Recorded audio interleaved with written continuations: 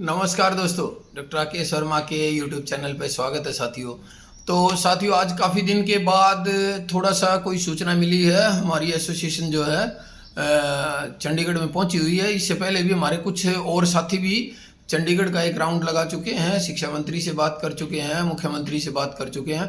हमारी एसओपी और हमारा जो प्रथम और प्राथमिकता के ऊपर है, जो पीएचडी वाले हमारे जो साथी बाहर हुए हैं किन्हीं कारणों से, जो प्रशासन की गलती लगाई है या कुछ भी आप लगा सकते हैं उसको लेके, तो अभी वहाँ पिछले लगभग 4 दिन से ईश्वर है, उसके साथ में अरुण है, उसके साथ में एक हमारे ये सैनी है भाई साहब जो नारनौल से हैं शायद, और एक सरोज है और एक रेखा है, और इसके अलावा हमारे एक जो पॉलिटेक्निक वाले हैं सोनी वो भाई साहब, और एक दो साथी और हैं जिनके नाम अभी मेरे को ध्यान नहीं है।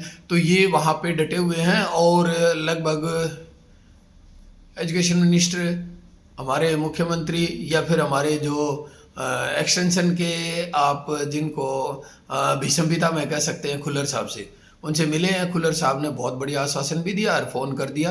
तो एसओपी के लिए लगभग मसौदा तैयार बताया जा रहा है। अभी साथियों ये चीज़ें हम तब 100% मानेंगे जब वो एसओपी आ जाएगी। तो उसमें अभी जो सुनने में आ रहा है कि अभी बहुत ही जल्द शायद इस जून के मिड तक या मैक्सिमम टाइम अंत तक जो है ना एसओपी आने की उम्मीद है।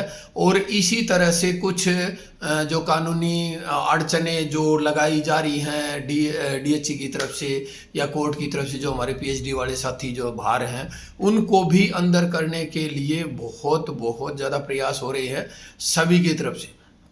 जो हमारे साथी हैं जो बाहर हैं वो तो जी जान लगाए हुए हैं, लेकिन उसके साथ साथ कुछ साथी और भी हैं, कुछ साथी दुआएं कर रहे हैं, लेकिन बहुत से ऐसे भी साथी हैं जो थोड़ा सा दूसरी तरह का व्यवहार इसमें दिखा रहे हैं। तो उन साथियों से भी अनुरोध है कि अगर आप कुछ नहीं कर सकते, उनके लिए दुआ नहीं कर सकते, तो कम से कम आप चुप रहें साथियों।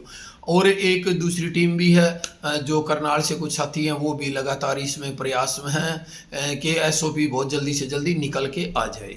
लेकिन अभी जो पिछले कुछ समय से मैं देख रहा हूँ, जैसे ईश्वर प्रधान का कोई ऑपरेशन हुआ है तो उसके अभी जो स्टिचेस जो टाके लगे हुए हैं वो भी अभी ठीक नहीं हुए हैं।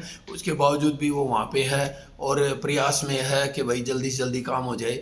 तो हमें एक चीज़ सोचनी है साथियों, और उसको प्लीज़ फॉलो करिए, वो आपकी ज़िंदगी में ज़्यादा काम आएगी। बाकी मुझे इस चीज़ में कोई फ़र्क नहीं पड़ेगा, क्योंकि मैं मनोविज्ञान का छात्र हूँ और मनोविज्ञान के बारे में ही मैं आपको बात बताऊँगा कि हम ये देखते हैं ज़्यादातर कि उसने ये नहीं किया, भाई उसने ये काम करना था, उसमें ये कमी रही, भाई ये रहा। भाई जब मेरे को ये पता चल गया कि उसमें ये कमी रही तो मैं वो काम करने के लिए आगे आऊँ और उस कमी को दूर करके मैं आगे प्रयास करूँ, जिससे हमारे जो 2000 साथी हैं उनका भला हो सके। देखो हम एकजुट या एक साथ बहुत मुश्किल काम है, क्योंकि आजकल का तो आप सच्चाई यही है कि एक परिवार भी बहुत मुश्किल से इकट्ठा मिल पाता है आप लोगों को।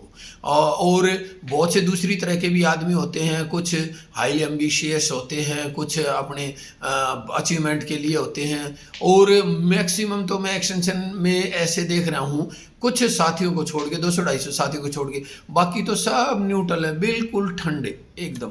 बहुत सी कोई प्रतिक्रिया नहीं दे पा रहे हैं, कोई पॉजिटिव में नेगेटिव में, ये सोच रहे हैं मेरे को कोई ये कह देगा, मेरे को कोई वो कह देगा। कुछ नहीं कहेगा, सब बहुत बढ़िया है। आप अपने विचारों को रखिए, जिससे आपका स्ट्रेस भी कम होगा, जिससे आप जो है आगे भी बढ़ेंगे।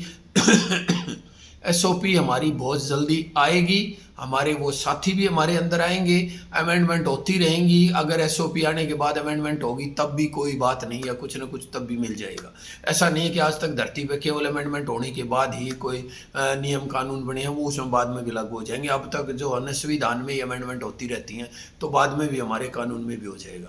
तो साथियों से केवल इतना ही अनुरोध है कि आप अच्छा सा काम करें और किसी की नेगेटिविटी को ना देखें। इसी के साथ जय हिंद, जय भारत।